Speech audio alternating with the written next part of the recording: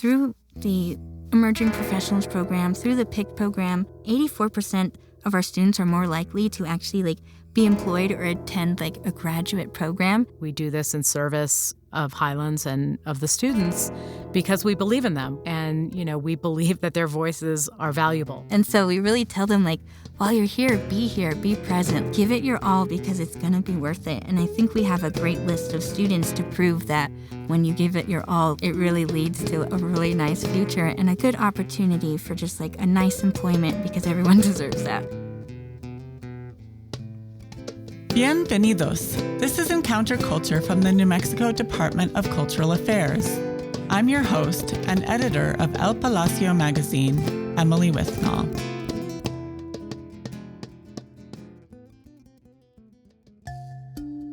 Like many people who grow up in a small town, I had big plans to leave both Las Vegas and New Mexico behind when I was in high school. I had spent much of high school performing in plays in Ilfeld Auditorium at New Mexico Highlands University, and never could have imagined that life would conspire to keep me there.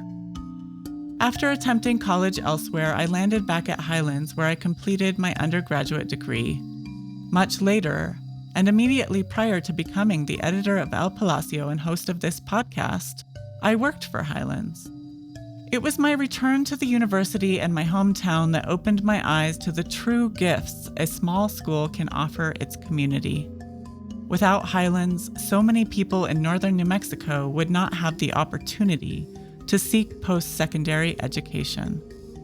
Like many schools in remote areas, Highlands is open enrollment and isn't sought after in the ways big-name colleges and universities are. It serves the community to which it belongs. Picture this. The faculty are dedicated to their students' unique interests and needs. Classes are small.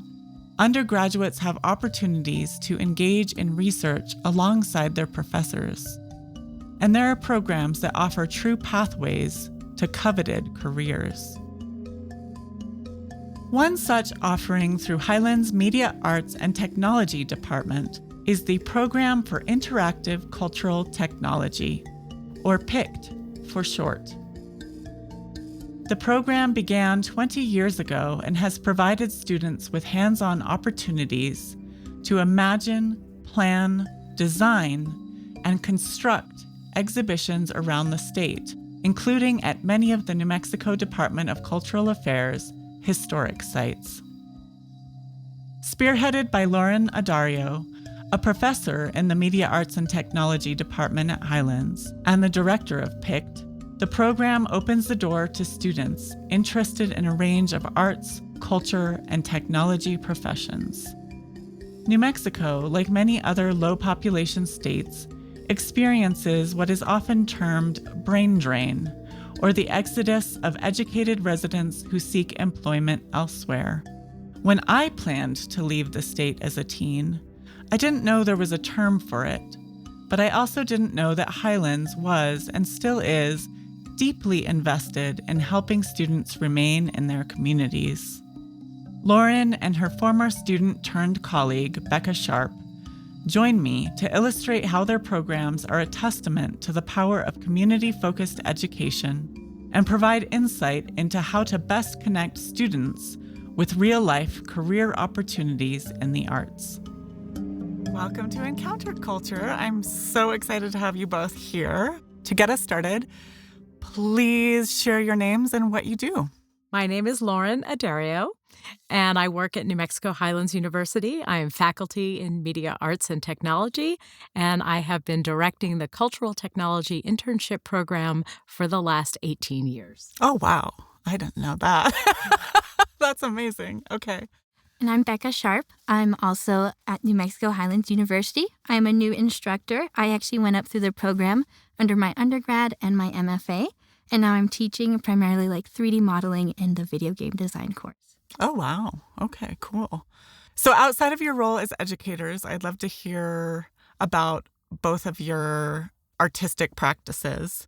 And Lauren, I want to start with you because I know that you're in a band. So I want you to talk about that and anything else you do. Okay. All right. So outside of my role as an educator, I am a musician. I am also a painter, but I'm in a band called Mineral Hill, which is named after a community outside of Las Vegas. It's a three-person band. I am the drummer. I also sing, the main songwriter. It's all original music. His name is Jonathan Mack, and John Funkhauser is our keyboard player. And we play all around New Mexico, all around the Southwest. We've played over 100 shows in the last year and a half. And we're releasing a new album. Oh, yay. Congratulations. So this will be our third. It's called The Sun Comes Around. Lauren's band is great, just going to say. Outside of Highland Zone, doing an instructor position in media arts, I work a lot with more of conservation and technology.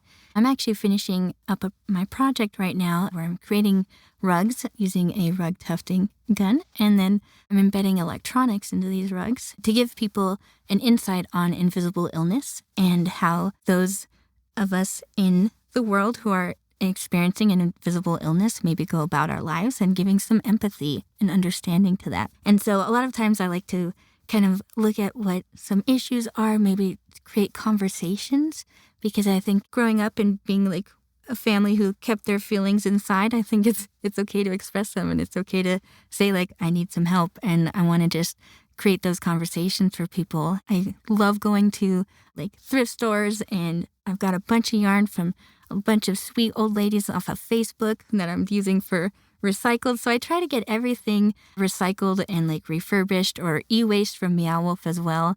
Oftentimes I still work with them, occasionally doing some 3D modeling, made some rats for a jazz rat club that's in their Grapevine exhibit. And so just whatever kind of comes my way. I'm always up for a project. I'm always up for learning. I call myself a forever learner. And so I feel like someone throws something at me, I want to try it. I've done wallpaper with Miriam Langer before, and that was something new. I've had the experience of working with a lot of the DCA sites and doing a title wall for Breathtaking at the New Mexico Museum of Art, and doing different things for the historic sites, of course. So a lot of what I do, though, just really, I want to see what the issues are, and I want to create conversations if we can. And I think it's important, and especially in the world we're living in, it's important to talk about what we need, and also to have an understanding and an empathy for each other. So as Lauren knows, I'm from Las Vegas and went to NMHU as an undergrad. I did English and history, though, but I was always aware that the media arts department was where the cool kids were. I didn't really know what you did, but I knew it was the cool department. We like that reputation. Yeah. So I would love to hear more about what you do in that department. We do film and video, multimedia, which includes web and multimedia project design and physical computing. And we do graphic design and photography. And so our students pick one area of emphasis, and they go through the program, and then hopefully they enter our internship program, which allows them to segue into careers as multimedia professionals in New Mexico or beyond. And what do you do in the department? I mainly do the physical computing and the multimedia aspect. And so I'm really interested in open source hardware, getting that to students, ways for them to continue this work outside of the university without it being overly expensive for them as well.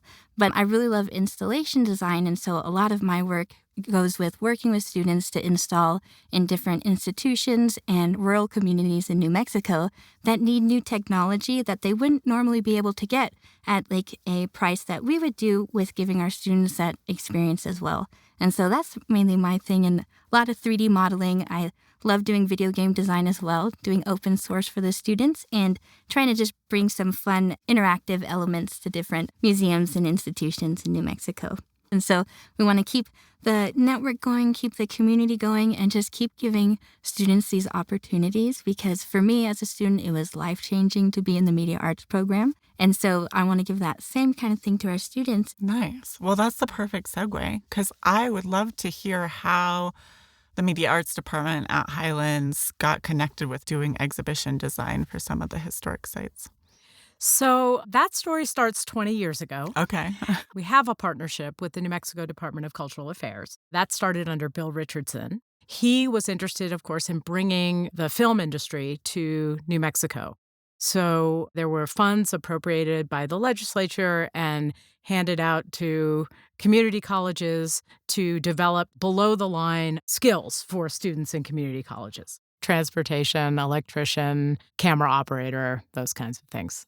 At the time, Mimi Roberts and Miriam Langer came together and said, what our students need at Highlands is kind of a career pathway into the cultural organizations in the state, because our students, not only do they want to stay in New Mexico primarily, but they have a unique voice and perspective about their own culture. And our program emphasizes cultural technology. We were also developing technologies that not a lot of museums had at the time. And so it was kind of the perfect fit for our students to work with the Department of Cultural Affairs to bring our skill sets and our students' skill sets into museums and cultural institutions.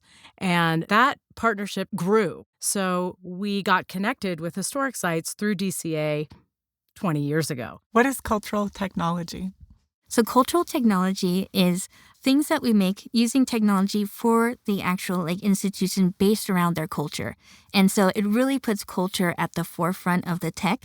And so while sometimes we'd be like, we want to do this, that might not really work with that institution and the culture that they have that they're trying to also share with the community. And so cultural technology is just really diving into all that these institutes have, all of their history, and really diving into the culture and putting that in the forefront, but bringing new technology to share that information with others. Oh, wow.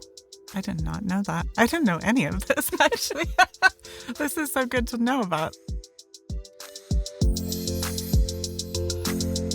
So what do you do at the historic sites?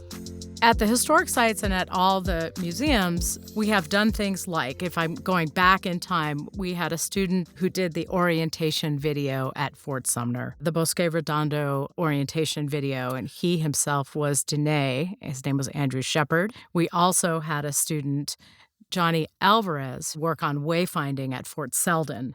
And then we started doing PICT, which is our program for interactive cultural technology, which is a capstone experience for undergrads and a required experience for our Masters of Fine Arts students. And that's when we got into some big exhibition design, redesigning visitor centers at historic sites. And I'm going to let Becca take it from here, because Becca has done a lot of work for PICT, both as an undergraduate, a graduate, and as an instructor. Thank you, Lauren. Yeah, so a lot of what we do for these historic sites, too, is really it's about connecting the cultural and technology. But we're not just being like, oh, look, we brought some culture in here. No, we want to connect with what that institution, what that pueblo, what that museum wants to share to their visitors. One being the Jemez Historic Site, we did a completely redesign of their visitor center in 2019. We used from floor to ceiling. We did projections that were close projections so they wouldn't be interrupted if kids went up to the walls to go and see the large pictures. We also did 2 interactive games, one being a video game that was for the Light Among the Ruins, which is a special event that happens once a year. However, they were having too many people come and they had to turn people away after 1,000 tickets. And so they wanted something that they could let people experience if they weren't able to make the event. So we made that event virtual and people were able to place favelitas around and then see the trails lit up. We also did a complete install of a 14 by 8 foot wood floor that was CNC engraved from Jemez pine. And so we wanted to use trees that were from Jemez and from the area. And so we installed the floor. Lauren was part of that. It was myself, Lauren, Miriam Langer, and Ollie Romero and Jonathan Lee. So a group of 5, and we went in to piece together this floor, laid it down. Also, we were like, let's resin cast it too, because let's just make it a little harder. But it ended up being really beautiful, and it's something that the visitor center enjoys. And the big thing was really that what the students were able to learn and really get from that was in these cultural sites, especially for Jemez Historic Site, they wanted to make sure it was known that we are still here. Through all the hardships, we are still here. Our language is still here. Our people are still here. And so that was something we really wanted to showcase for HEMES. And so a lot of times for our PICT program, we are able to really go in and do a complete redesign, but it really goes down to the culture. And it's really like letting students also share their voice. And so if students have a connection, that just makes it even more wonderful. So can you walk me through the process, like slow down and zoom in? So from beginning to end, how does it start? For the PICT program, we usually have about 10 students. It's graduate students and undergrad. What makes it really special is that these are their ideas. These are their concepts, their ideas. So we usually go to the site, we look around, we get to know the staff, we get to talk to them about like what their wants are, what are things that's been on their mind forever that they weren't able to get, like how can we help them? And with New Mexico State Land Office, they're like, we want people to know what we do. Like we're doing so much more than what people know. And so we're really trying to put these sites like on the map and for people to come and engage and really learn about what's happening at these sites. And so the students go in, they meet and they talk for a little while. We come back and we just get to work right away at school. We do some brainstorming, we do some mind mapping, we put down words that we got from our experience, like what are some phrases that came to mind. And then we really sit down with the students and we spend a lot of time thinking about like how these ideas and these concepts can like better the institution. And so, for instance, this Friday, they'll be doing their first presentation to the New Mexico State Land Office of their ideas and concepts. We get the feedback from our client, and then we spend a lot more time coming back with a second version. We present that to them again. Usually they're like, yes, we're all on the same page. And from then, it's full production mode. And we go and we do a lot of vendor searching. We will outsource. A lot of times we actually do it ourselves because we found that like we've outsourced something, they weren't able to do it, but then we were like, okay, then we'll do it in-house. And so in that way, it's good where it challenges the students too. They have to look up like vendors. They have to look up how they can afford this, what's the budget. And so it really gives them that full experience. And then after that, we actually do an install. And so that's what also I think makes the program really different is a lot of times we've talked to other universities and other programs, and they do the concepts and the ideas all digitally, but they're like, we don't go and install. But these students will spend 2 days on site installing everything they've created for the past 5 months and putting it into place where it's going to be permanent for those institutions, not to be taken down. We go back and we check 2017 Bradbury Science Museum, still doing great. HEMES, still super happy, and Santa Fe Children's Museum. So we're super thankful for the opportunity, but even more so that we can give it to the students.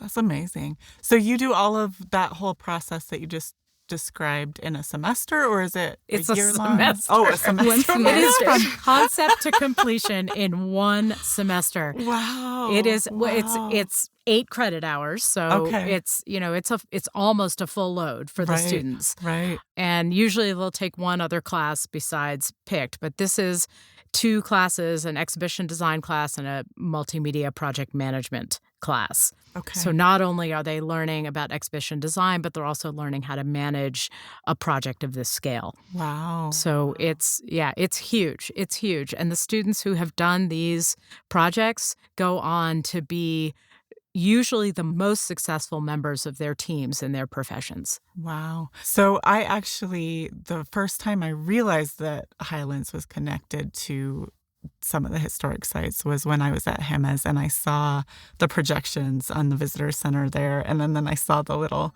Highlands logo and I was like, wait. Oh, great. So Yeah. you visited HEMES. Yeah. So that's wonderful.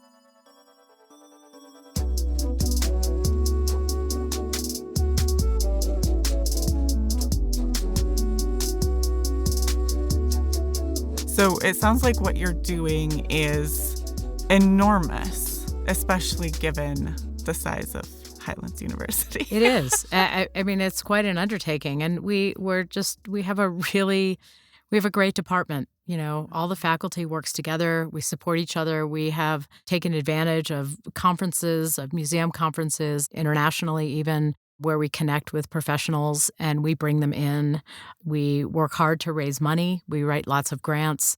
And, we do this in service of Highlands and of the students because we believe in them. We believe that the only reason that a lot of them don't go on to more successful careers is they don't have access. They don't have the same access as people who, get to go to a prestigious school on the East Coast or get to go to a private university. And, we believe that their voices are valuable, and they have a lot of really good things to say, and they come up with great ideas.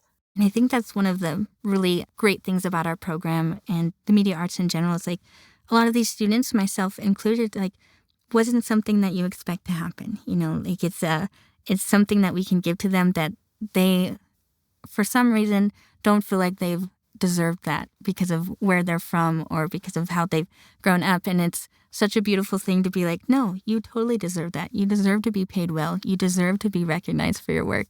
And to give them that confidence as they leave, I think is one of the most rewarding things, to see a student go from thinking that like, oh, I can't do that, I can't do any of this, and then to their senior year where they're like, I'm going to apply for this, I'm going to do this job.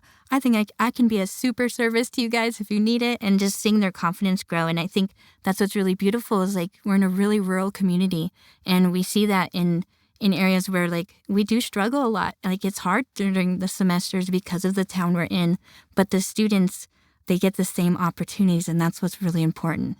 Yeah, and it kind of brings me back to the initial funding from DCA. So we use that funding for paid internships.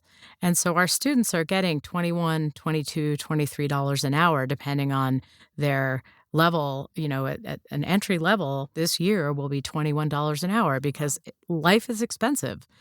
And, the funding from DCA supports DCA institutions. It supports the students. It's just a win-win situation for everybody. We leverage that money by writing additional grants to bring in additional money. And we do everything we can to support our students. So, kudos to DCA for helping us and working with us for 20 years and being committed to our mission. Yeah. I also love, because I know that Highlands is, by and large, mostly New Mexican students, not all, but mostly. Even in my role as the editor of El Palacio, there's so much that I learn every day on the job that I didn't necessarily learn growing up. And so I'm curious about what it's like for students in this program to visit Jiménez or to visit Fort Sumner, for example, and learn at a deeper level some of the histories of these places. Yeah, going into these spaces, I think it's always eye-opening for the students and myself as well. I'm going to talk about the Jiménez Historic Site because I thought that was a really great experience, and that was one of the projects where I was a project manager on as a student, and so it was a good challenge, but it also taught me a lot about just culture in New Mexico. So a lot of times when we go in, I think it really surprises the student. One, a lot of times they don't know that like something like that exists. One being New Mexico State Land Office, they're like, how many of you knew this existed? They're like, not really any of us. So it's taking them around and letting them see their own state. And that's what I think is so great, because we have such a beautiful state here in New Mexico, and that these students are able to see it in a different light from how they maybe grew up. If you grew up in New Mexico, you're like, oh yeah, I grew up here, I know. But then taking them out and showing them these historic sites and showing them these DCA places and being like, you can make a difference and you can make something that's going to be permanent in here that you'll be able to visit, you'll be able to see. But I think it just gives them that confidence but really an understanding of their state and the need for this cultural technology. And so it shows them really like the skills that they bring are so, so important. And that's why, too, our internship program is paid, because these students are bringing real life skills and they're bringing things that are going to be permanent, that can be used for a really long time for these institutions. And so I think as a student, it can be overwhelming at times, definitely, when it first starts, and it feels like, oh my gosh, how can I do this? How am I going to make an installation in 5 months from like concept to install for this place? But after they do it, they have this confidence, they take their families to see it, and it's magical. It's really fun to see.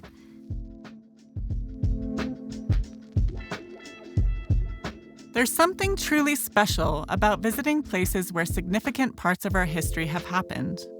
The 8 state-run historic sites not only interpret history, but welcome visitors to engage in programs and events. In the northern part of the state, walk along the ancient Quahua Pueblo at Coronado. Enjoy the breathtaking views of the mountains at Jemez, or sit by the Rio Grande after visiting the hacienda and Navajo churro sheep at Los Luceros.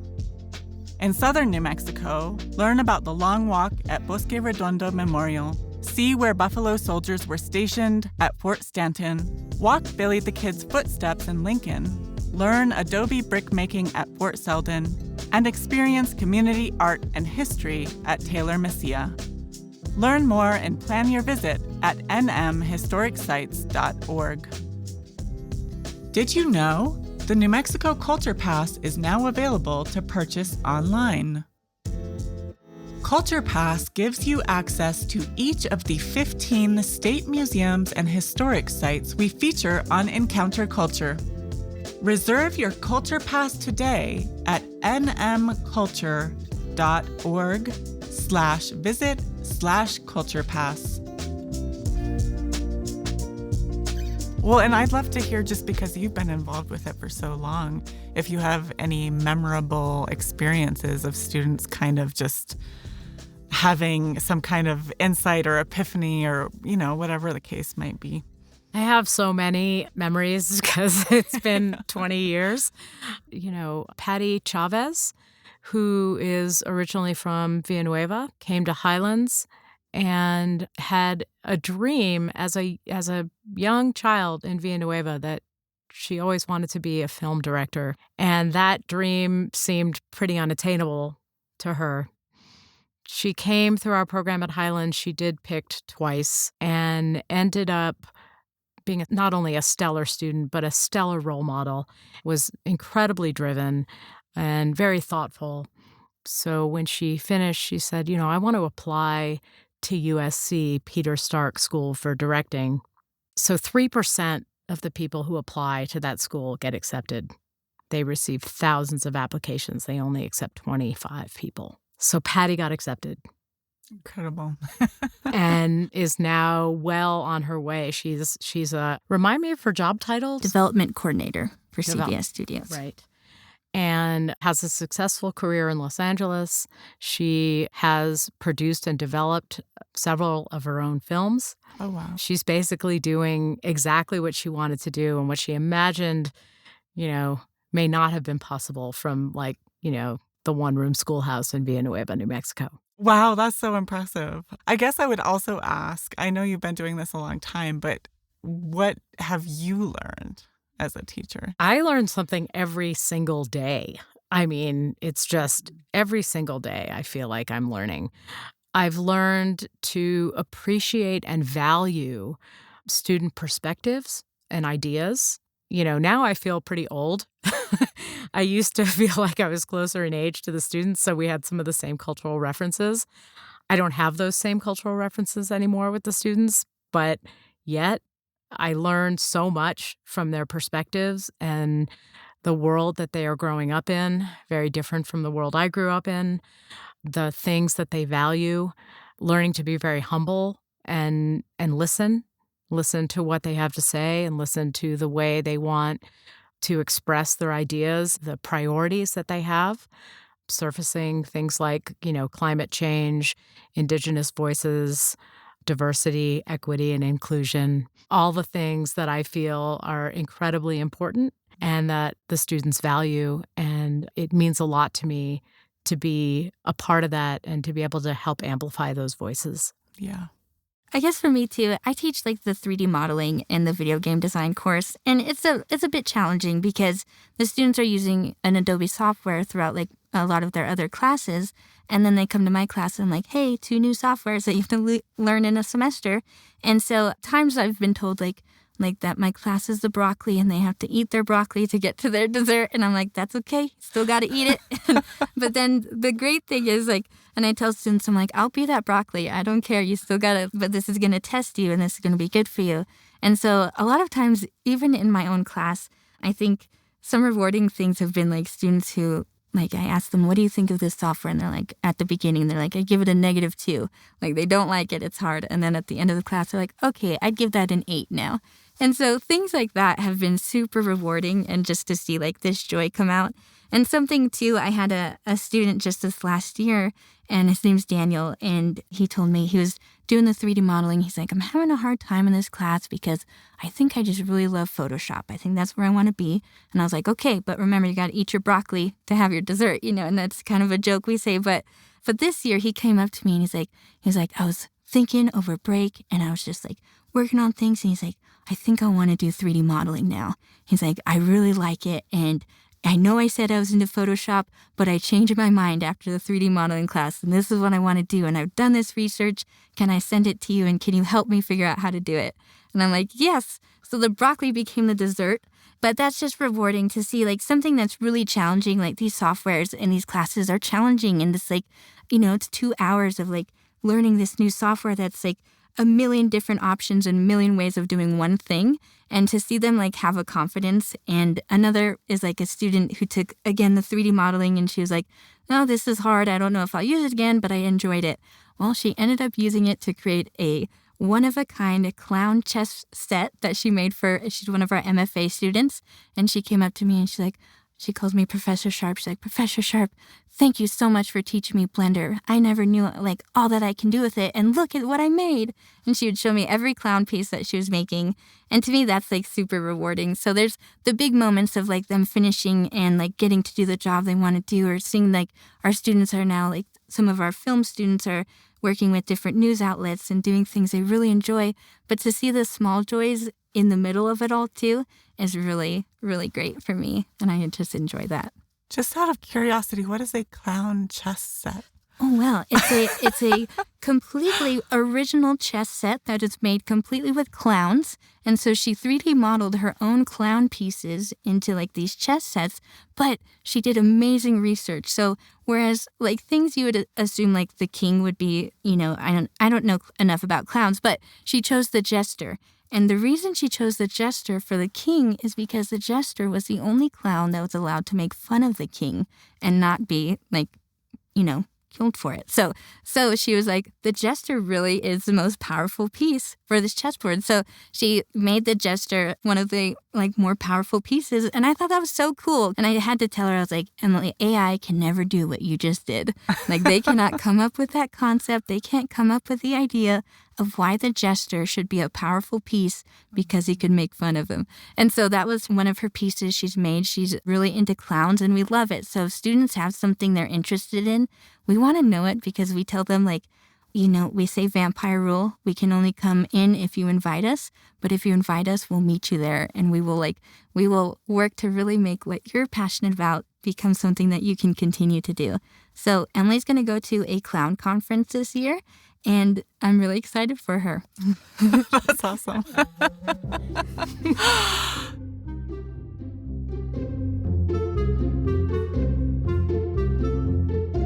So this semester, you're in the land office? Is that right? Yeah, we're working with the New Mexico State Land Office. Okay. Well, as you know, Lauren, in the fall issue of El Palacio, a writer, Despa, wrote about the State Land Office and the land exchange program that they have in place. And so I heard a little bit about this exhibition, but I don't know the full details. So I'd love to know kind of where you are in that process. Sure. That was my media arts seminar class, which studies current trends in media and technology.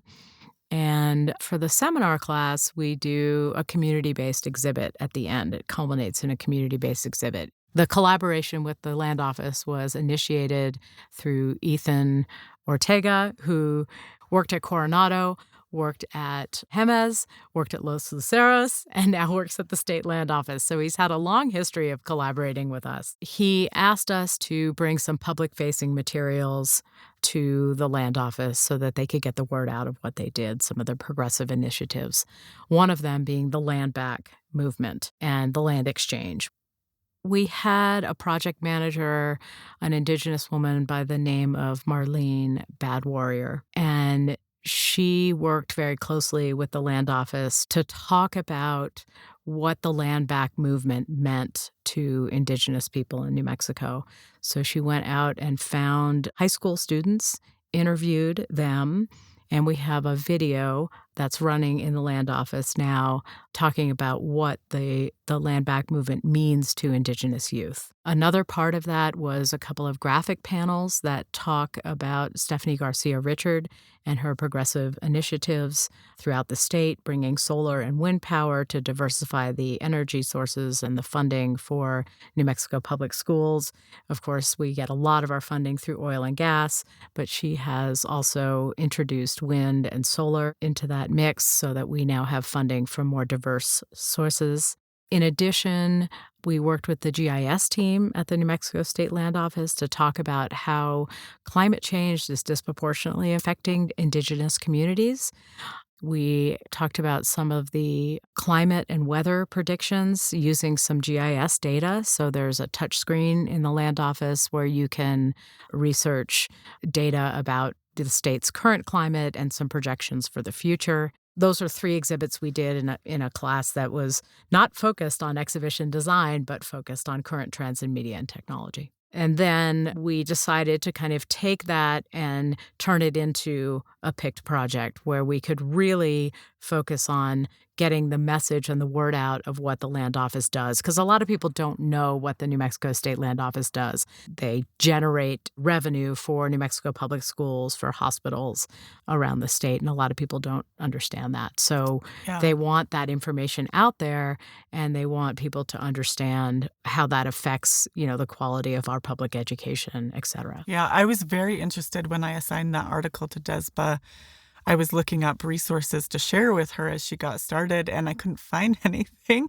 And I just thought, El Palacio is not breaking news, but we might be the first ones to actually do a full article on it. So I'm glad that you're doing that so that more people know what's going on. How far ahead do you plan? Do you know what's coming in the fall or after that? Okay. Oh, yeah. And I'm retiring in June. Congratulations. Thank you. Also, such a loss for Highlands and the Media Arts Department. I will miss it dearly. Yeah. I will miss it dearly. But I'm leaving it in good hands. Becca is actually taking over my position in the fall. Congratulations. Thank you. As the director of the Emerging Professionals Program, which we're changing the name. And we'll also be teaching the Media Arts Seminar class and some of the multimedia classes. Yeah. So in the fall, we'll actually be working with Roswell and their museum. So they unfortunately experienced some flooding, and it's kind of a cultural technology emergency. And so we like to be of service if we can. We have these connections, and, they reached out to us, and we're going to work on making some virtual exhibits for them to let people still see what they have in that museum while they can't access it through the damage that's been caused. What do you see as the value of including virtual design in your work? Well, from the very outset, it's accessibility. There are people who can't leave their homes for one reason or another. And, this provides them with an opportunity to experience arts and culture, to experience educational exhibits, to experience, science exhibits from their homes. That's first and foremost, also for rural communities where, you can't always get to a city, you can't always get to a community where you can experience these things. So it's about inclusion. That's right. The virtual experiences were really what people were after in COVID because everything was shut down. And so I think that gave a good turn as well for the importance of being able to virtually visit somewhere. But again, inclusion, accessibility, getting people to see things they wouldn't be able to see if they can't leave their home, if they're not able to walk the trails, they can still experience it. So the virtual is so important because it just includes a whole demographic of people that would be left out usually. And so I think COVID, though, too, all of these institutions were we need to put stuff online. We need our website updated. We need to tell people what's happening when we're opening. And so these virtual experiences were so important for people to know what's happening in their museum and also get to experience it.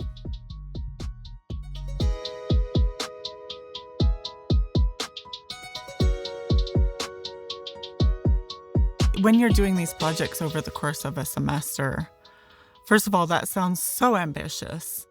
So I'm curious about what are some of the challenges you encounter? I'll give an example. This last pick we did in 2023 with Los Luceros Historic Site. beautiful site, has 150 acres. They had opened right before COVID, and then they had to shut down. And so, gorgeous site. We wanted to bring visitors. Myself and another student, Lydia, proposed that we would make them an interactive 3D table. And it was a wayfinding map. So they would press a button, and it would correlate with a certain building, and they'd see where that's on the map. So, for instance, like bird watching, we put like a flicker bird where like you see a lot of birds, and when they click that button, they'd see where on the map to go if they wanted to experience that. But one of the challenges is often not even internally, but an external.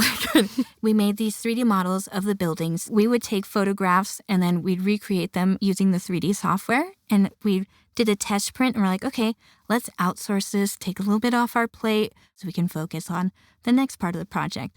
Well, this company was like, oh, we got it. It's good. It's good. They're like the whole week up. They're like, they're looking great. And then they call us the day it's supposed to be sent out. And they're like, so none of them worked. And we're like, oh, okay. That was a little shocking. So we're like, okay, then we're going to print them in-house. So I was like, I bought a $200 printer and I printed all of our pieces in-house. It was over 600 hours of 3D prints, but we printed everything in my little studio. And another issue was like, our table that was made was not delivered until months and months later. And so by the time it was delivered, all the students were gone. They were done. The project was over. And so I was like, okay, now I got to build this project in the summer for like the opening. It turned out well. I cried a couple times, but just to be real, called Lauren. And I was like, I can't do this. And she's like, you can do it. Like, you're so close. And got through it. But a lot of times the problem is not necessarily like an internal thing, but it's like an outsourced thing. And so we're very particular. We don't want to give anything less than what we've assured that we're going to give for the quality that we believe that these historic sites should have. And so if it's not working, we're going to figure out how to do it and do it ourselves. But if anyone wants to go see the interactive table, it's at Los Luceros Historic Site. And it was made by an all-female team, so it's really cool. Nice. Yeah, it's beautiful. And we've realized, too, like through the Emerging Professionals program, through the PIC program, that we've done the numbers, and 84% of our students are more likely to actually like be employed or attend like a graduate program and be accepted if they've like done PIC or if they've done an internship, which is really great. And we think that's a great statistic to give to the students too, and encourage them to like push it while you're in college. You got 4 years.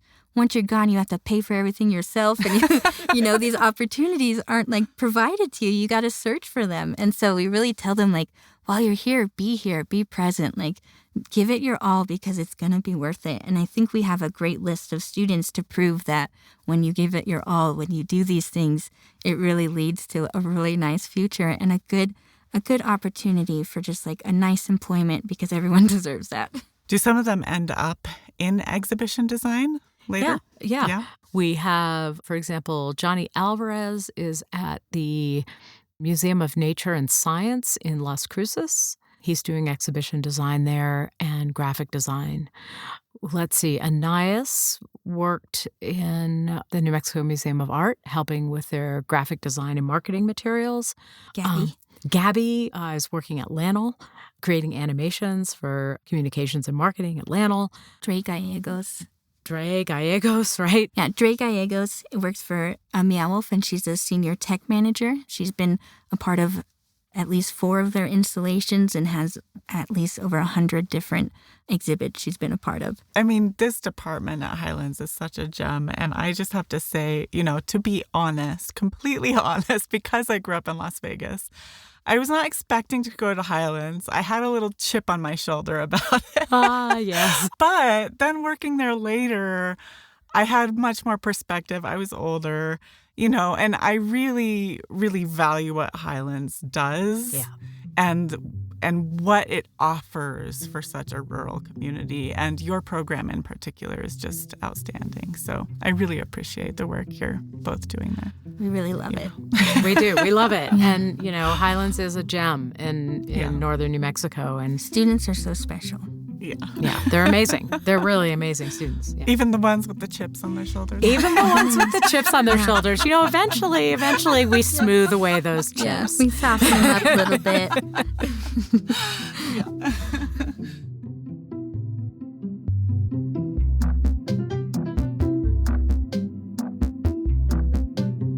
So Becca, how was the media arts program at Highlands life-changing for you? It was life-changing for me because I never thought that I was worthy enough to be able to do this work.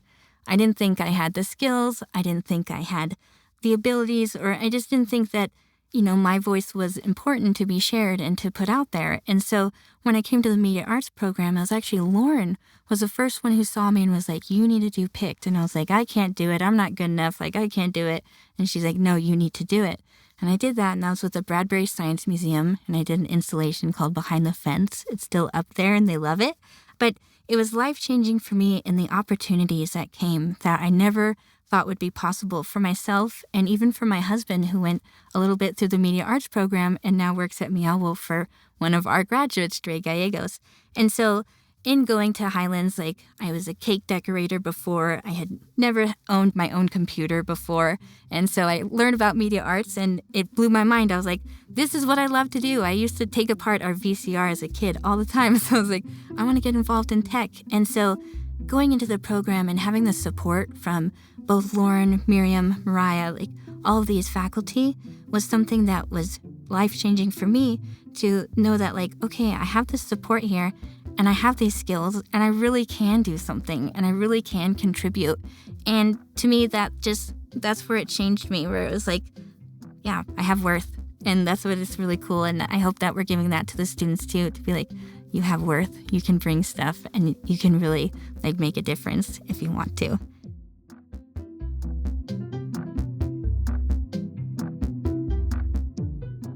A couple months after recording this episode, we learned that the partnership between New Mexico Highlands University and the New Mexico Department of Cultural Affairs will be coming to an end after the summer of 2025 internships. On behalf of the Highlands Media Arts and Technology Department, Lauren Addario issued the following statement. We are incredibly proud of our 20-year partnership with the New Mexico Department of Cultural Affairs. We have placed hundreds of students in paid internships since 2005, giving them opportunities and a voice in their own culture, while simultaneously helping to bring New Mexico museums and cultural organizations into the 21st century. We will continue to find ways to fund our students. Our mission remains constant: to cultivate a homegrown pool of multimedia specialists who work with cultural content and are committed to serving their communities. We're thrilled to announce that we have placed 6 interns with DCA organizations this summer, including DCA Marketing and Outreach, including El Palacio Magazine, Los Luceros Historic Sites, New Mexico Historic Sites, New Mexico Arts, New Mexico Museum of Art, and New Mexico Museum of Natural History and Science.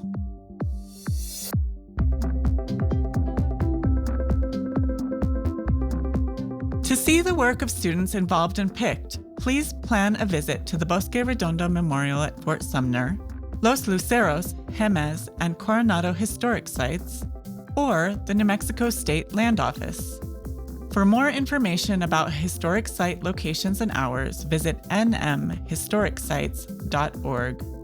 And for more information about New Mexico Highlands University's Media Arts and Technology program, go to NMHU.edu. We'll provide links in the show notes.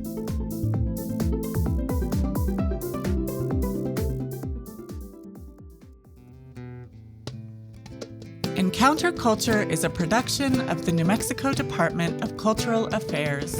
Our producer is Andrea Klunder at the Creative Imposter Studios.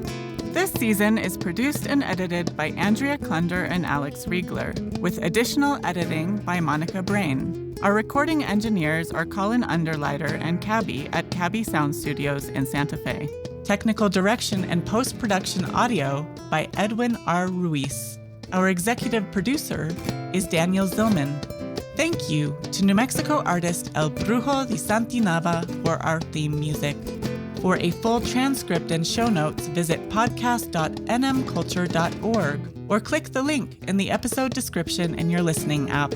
I'm your host, Emily Withnall. The New Mexico Department of Cultural Affairs is your guide to the state's entire family of museums, historic sites, and cultural institutions. From native treasures to space exploration, world-class folk art to ancient dinosaurs, our favorite way to fully explore is with the New Mexico Culture Pass. To see everywhere Culture Pass is accepted and reserve yours today, visit nmculture.org/visit/culturepass. And if you love New Mexico, you'll love El Palacio magazine. Subscribe at elpalacio.org. Thank you for listening. And if you learned something new, send this episode to a friend or share it on social media. We love celebrating the cultures of New Mexico together.